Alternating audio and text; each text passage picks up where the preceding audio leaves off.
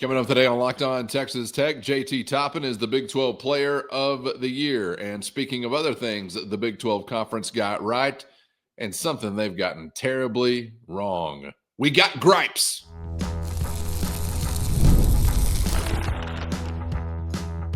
You are Locked On Texas Tech, your daily podcast on the Texas Tech Red Raiders. Part of the Locked On Podcast Network, your team every day. Great to be with you again on Locked On Texas Tech on the Locked On Podcast Network, your team every day, always free and available on YouTube or anywhere you get podcasts. And thanks as always for making us your first listen. Today's episode brought to you by the all-new 2025 Nissan Armada. Stay with us for the Armada Team of the Week later in this episode. With the only Chris Level, I'm Casey Cowan. Chris, great to be back with you once again, my man, and a celebratory occasion upon which we reconvene. This in the shadow of some good news from the conference office. Some expected, some anticipated, but we'll get into all of the conference accolades on today's episode, including maybe an omission or two. There's always got to be a snub that we can mention, right? Just about on every list. And we'll get to some of those Red Raiders honored and what it means for the program, what it's meant for them in their time at Texas Tech, because many of these guys, obviously starting their college basketball careers elsewhere, but achieving their highest level of basketball in red and black here in West Texas. And that goes for the guy that will kick the program off with, and that is Big 12 Player of the Year, JT Toppin. Maybe not a shocking revelation, as we've kind of painted that picture on a previous episode, and whether or not there was an expectation he would be that guy, Chris, but incredible individual season, one of the all-time Red Raiders seasons, and a dude that was as advertised with a whole lot of hype, man, coming into this thing when he decided to become a Red Raider. And I think thus far he has lived up to that billing. Congratulations to JT. Yeah, this went the way that we thought it would. I think that it's just the irony is that the biggest win you had in league play, he was sent to the showers early. But other than that, he just had a phenomenal year. I mean, when you saw that stat the other day when he's got the most 30 and 10 games in league plays, you know, like he belongs in like the Michael Beasley, Blake Griffin, Kevin Durant. That's big time stuff. Pretty good, yeah. That's. Those are elite college players and would go on all to play in the NBA and whatnot. But it just, if you would have told me LJ Cryer was going to get it or had gotten it, I wouldn't have necessarily liked it or agreed with it, but I would have understood. But I think everybody, and again, for the same reasons that if you tell me Kelvin Sampson is the Big 12 Coach of the Year, which he is, I get it. I'd certainly understand. Now, when you're ready for gripes and things, I've got easy, big fella. Simmer. Let's make them wait for something. Let's make two specific ones that I want to get into here. We'll get to griping here in just a minute. Yeah.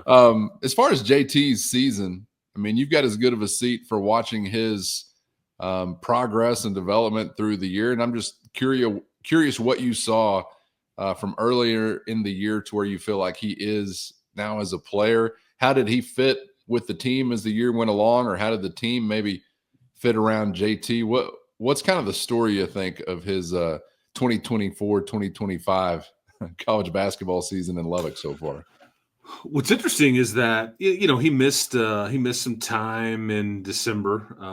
You know, obviously that A&M game we've talked about, you'd love to have had him back then. He had a monster night against UCF, ironically enough, on New Year's Eve, and that was about the only thing that went right for the Red Raiders. And then if you remember, like. So that's the beginning of this conference season, and again, he's the conference player of the year. So they're talking about like the league schedule and everything. But if you go back, he went for like 26 and 11 or something crazy against UCF. I can't remember the exact stat line, but it wasn't enough, and it was like he was really the only one doing anything positive. Everybody else just didn't play well, and you didn't play well as a team. But then you go to on that trip to Utah. And He gets 2 quick fouls in Salt Lake against Utah, and you're like, okay, well, dang it. Now, and do you remember? I don't know if you remember this, but like he didn't play the bulk of that first half, but Coach McCaslin puts him in for like a little spurt, and like Tech went on like a 9 or 11-0 run, and he scored like 4 points there. Anyways, he had a modest stat line that night, and then against BYU, he was a kind of a non-factor. And I remember people going, "What's wrong with JT?" Because he's over there, kind of had the bad body language is what they viewed. Or remember these? Oh yeah. Okay, and that's the first 3 of the 20 games. This great stat line in a loss, and then he's kind of a non-factor in 2 wins. And so you're trying to compute all this going, well, is he a key cog? Is he pissed? Is he just not any good? Are these hollow numbers or whatever? Okay, so I just offer that up to say that once he started figuring it out and being consistent and playing and staying out of foul trouble, it created this deadly recipe of inside out that you pick your poison, opponent. You decide. You want to double the post? We're going to kill you out here. You want to let him go one-on-one down there? He's going to kill you down there. So you decide what you want. And teams ultimately kind of decided to drink different levels of poison from all over the place. It's like, we'll do a little this, we'll do a little that, we'll try to confuse them and mix them up, and that didn't work. And it's still a little poison. It's not going to save you. That's right. You're just prolonging the inevitable, is what you're doing. You can't get a little pregnant. You can't be a little poisoned. But he had to learn to play out of a double team. I think that kind of changed things. But the word years from now that we need to use to describe his game, it's just efficient. This is not somebody that misses a lot of shots. He's not a volume shooter that is got the benefit of 18 attempts a night and okay, he makes 6, and so now he's averaging double figures. This wasn't somebody that, because of his hook shot, he wasn't living at the free throw line. Okay, this isn't a bruiser that's like, dunking on people and all that night in and night out. So he wasn't living at the free throw line with these scoring numbers. This was just legitimately somebody that has elite quickness and long arms and these hands, because he'll tell you, God gave me a gifted left arm and left hand, and I thank him every day for the superpowers that are in that bad boy. And if you noticed against Arizona State the other day, he's dropping those hooks off the glass and all that, and he's just kind of looking at it like, oh man, look at this thing.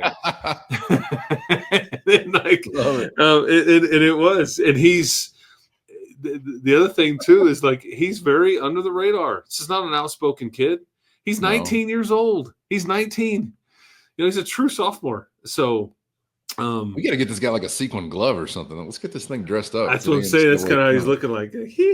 Showmanship, man. Yeah, that's right. If it's not the sequins he wants, he can go with something more like Avengers or whatever that thing is. That guy's got whatever. Snap your fingers and the world goes boom. You're describing – you gave me a perfect answer. That's exactly what I wanted. You took us on this path from the beginning of Big 12 play that I, admittedly, had even kind of forgotten about. This little stretch and the questions we were getting, the texts we were getting from Matador mobsters at 2 a.m. I'd have to say, honey, not now. I got to answer this about JT. They're wondering, what's wrong with JT? That's really what it was. I'd sort of just slid that off into a distant, foggy memory. And we fast forward and boom, he's a conference player of the year. So thank you for that timeline perspective refresher, but also the player you're describing. First, today's episode brought to you by TurboTax. Taxes was dealing with piles of paperwork and frustrating forms, and then waiting and wondering and worrying if you were going to get any money back. Now, Taxes is easily uploading your forms to a TurboTax expert who's matched to your unique tax situation, an expert who's backed by the latest technology, which cross-checks millions of data points for 100% accuracy. And while they work on your taxes, you get real-time updates on their progress, and you get the most money back guaranteed. And while you go about your day, it's all happening with no stressing, no worrying, and no waiting. Now, this is Taxes with Intuit TurboTax. Get an expert now on TurboTax.com. Only available with TurboTax Live full service. Real-time updates only in iOS mobile app. See guarantee details at TurboTax.com/guarantees. I've been kind of wondering, like, is this really as unique as I think it is as a Tech fan, as far as a dude that's fitting this kind of main event sort of role for you? And I feel like he is sort of a player type that we haven't had just yet. You've had some great guard play. You've had like an Andre Emmett type sort of in between. There's been some great post play over the years. I don't know if you've had a dude that's really just been, pushing the envelope at the leading tip of the spear, so to speak. But I remember there'd be years, Chris, and I'm an old school guy, so I always kind of lament the loss of the back to the basket post player, a guy that's got, moves in the paint. That's like the dodo bird almost, it seems like, in basketball. But hey, we found one of those guys, and man, it's been scratching me where I itch. A lot of fun to watch. And I don't know, tell me if I'm missing somebody, but I feel like as far as some of those that are really, getting you down the road, some of your best players over the years, this is kind of a new one, or a new type, a unique type. Skill set, absolutely. I think this is somewhat unique because he mixed in some threes. I think he made like 14 on the season. I think I'm right on that number. It's either like 14 or 15. And so again, and then I mentioned to you, he wasn't just like making a living at the free throw line. This was just the old fashioned 2-pointer most cases, and yet it's like he just killed teams. The beautiful thing about it is you had the 3-point weapon to go along with it, and so it made what he does that much more impactful. Don't you think that as the year went too, getting comfortable with those shooters and kind of their rhythm probably helped him as well? Completely agree. And I think that he started to go over, because this was a lot of, right shoulder, left hand is really what he majored in. And he still does to a certain extent.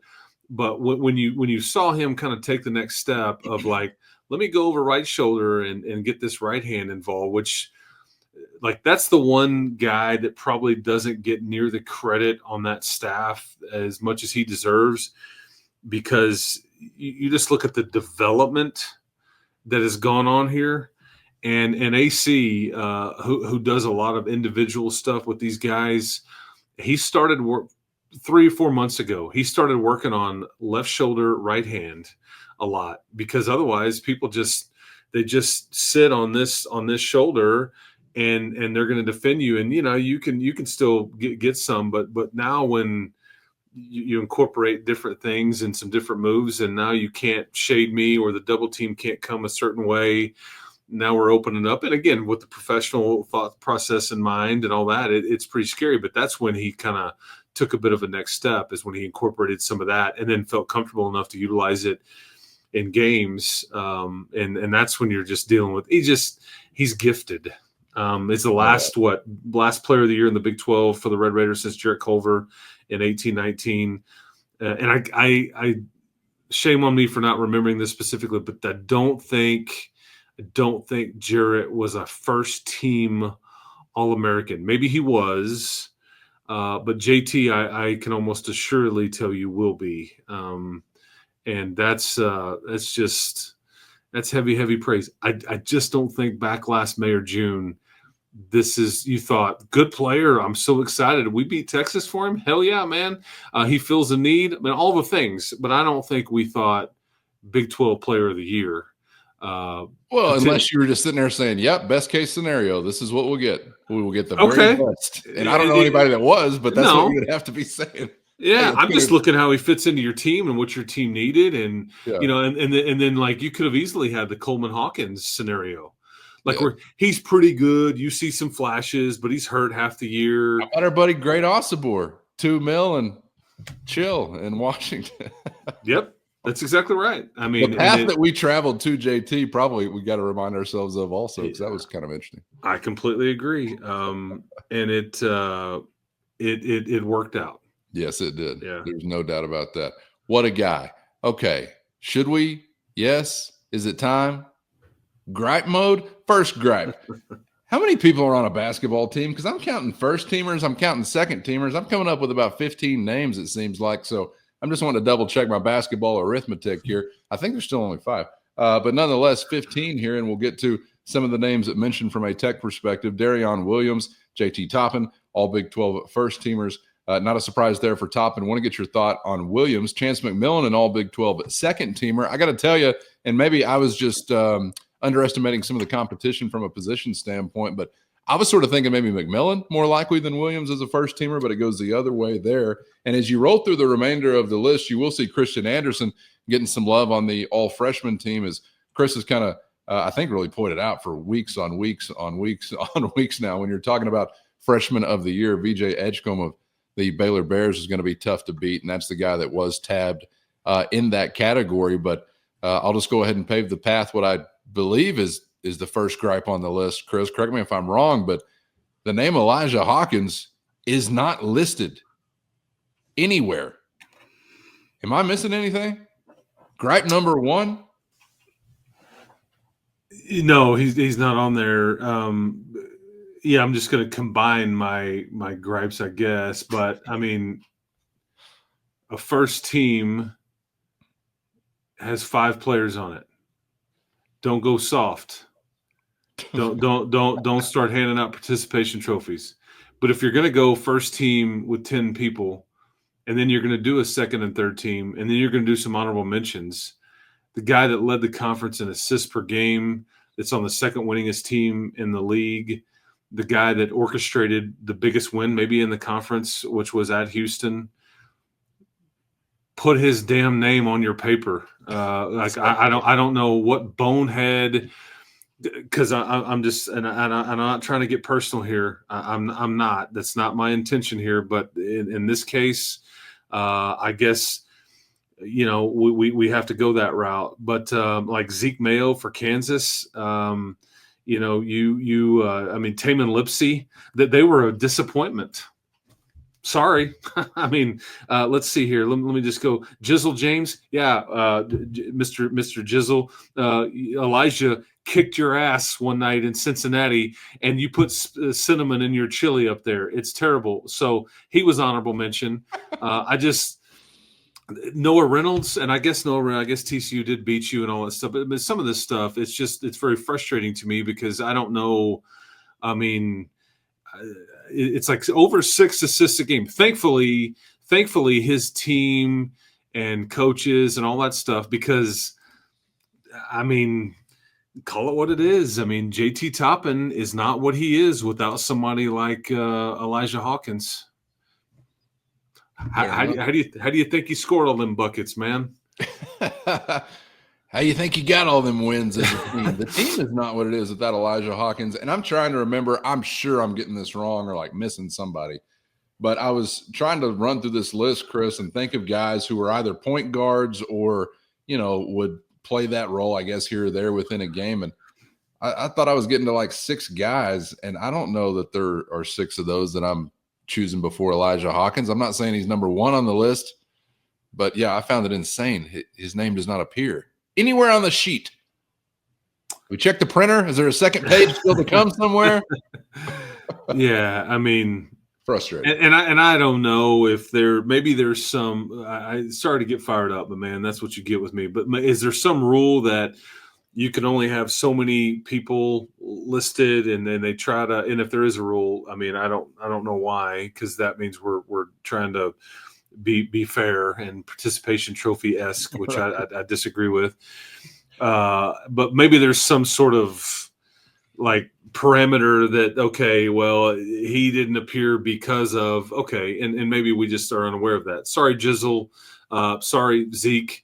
Sorry, some of the other folks at Taman. But I just I don't know. I thought that he belongs somewhere on here. And again, if you want to put him in honorable mention, I totally would have understood it. And I don't think he's the best point guard in this league, but man, if you start rattling off the top, because he's a huge reason why you have had the kind of year that you've had. Because as soon as he started to score to go along with his ability to facilitate, that's when you took this next step. He probably won't get that kind of credit, but he should. Because remember the aforementioned Utah trip that we were talking about? That was the Elijah Hawkins show. That's what that was. I mean, go look at how many 3-point bombs he was making on that trip. And he had the first, like, what was it, 45 assists to like 3 turnovers in the last 5 or 6, or the first 5 or 6 games of the league or whatever it was, and he's pushing 200 assists, and you can't even put him on an honorable mention list. I got a problem with that. I'm sorry. Now, having said that, first, today's episode brought to you by Roy. And before the Roy app, NIL negotiations often happened under the table, and fans didn't have a clear way to directly support the athletes they love. Now with Roy, you get to be part of the change and support Texas Tech athletes in the most transparent way possible. Roy, the NIL app, allows you to choose the player you want to support, decide how much to contribute, and receive exclusive content from the athletes you back. The best part, if your player transfers, you get your money back. It's a risk-free way to show your support. The Roy app has given fans control, no more uncertainty. Now you can provide transparent, impactful support and help shape the team and the future of college sports with your contributions. Just download the Roy app now from the App Store and start backing Texas Tech athletes with transparency and trust. This is the future of college sports. Join it now by downloading Roy and supporting your team and your favorite athletes. Now, having said that, you know, if while we're talking soft, and I'm sorry to complain, but this is what Cowan asked me. And then don't be putting 10 people on the first team. I mean, you know, because you just water it down.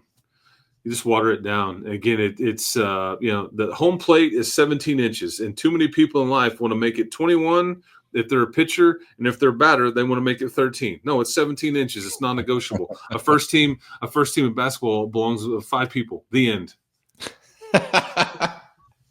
Complicated? No. Simple? Yes. Yeah. Good night. It's not a negotiation. Yeah.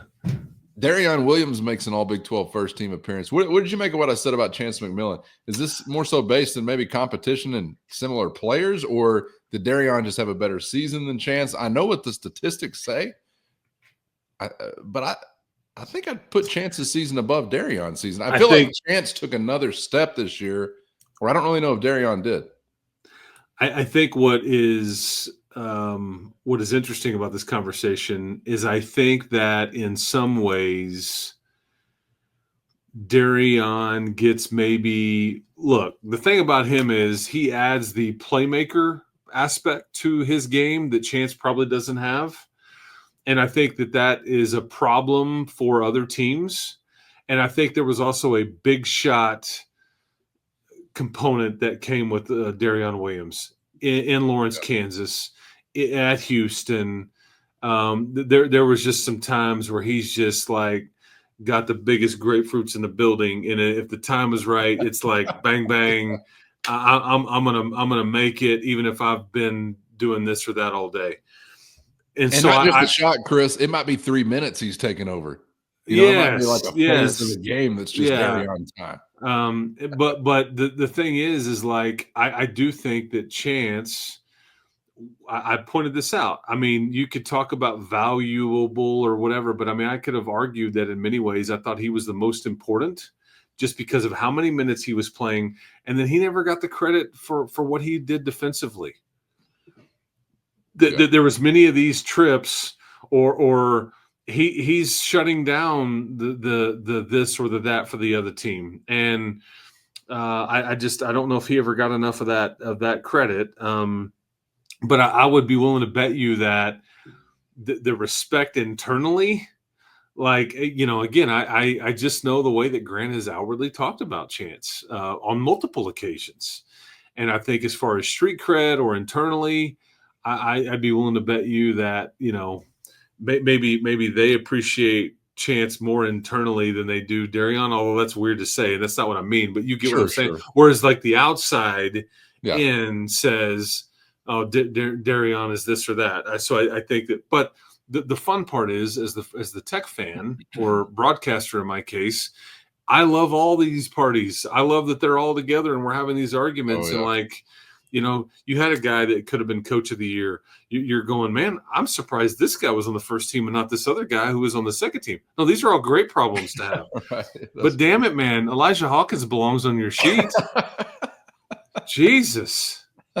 Is it too late for an amendment? If the Constitution, Yeah, can be I added get to Fede, I get Overton, I Sure. get that, and Christian Anderson was going to be on this all freshman team. Certainly understood that, and I thought Edgecombe would be freshman of the year. I guarantee you if there was a second, Christian Anderson would have probably been just that, or in that conversation. But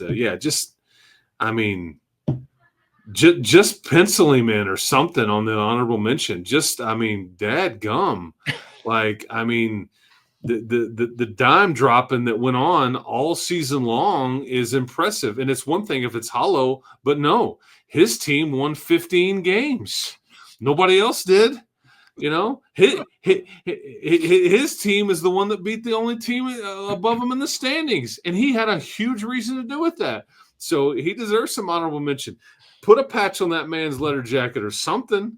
Got to be a personal vendetta in the league office. I don't know. Is there somebody whose girlfriend was taken away by Elijah?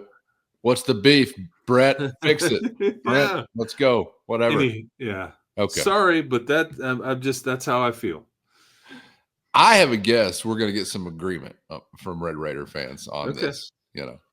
Completely impartial, unbiased, of course, as always. All right, Chris. Appreciate the time and the perspective and the gripes. There's always room for a few of those. It is a podcast after all on occasion. So we'll see you for the next one. Still a lot to come here this week as we get closer to tip off on Thursday night. So looking forward to it, man. We'll see you for the next round. I'm looking forward to it. When I visit with you at some point later this week, I'll be in lovely downtown Kansas City, Kansas or Missouri. I don't know. It's the same thing. It doesn't really matter. Okay. Anyway, we're getting closer to some meaningful hoops. So anyway, appreciate the time. Love multiple first teamers.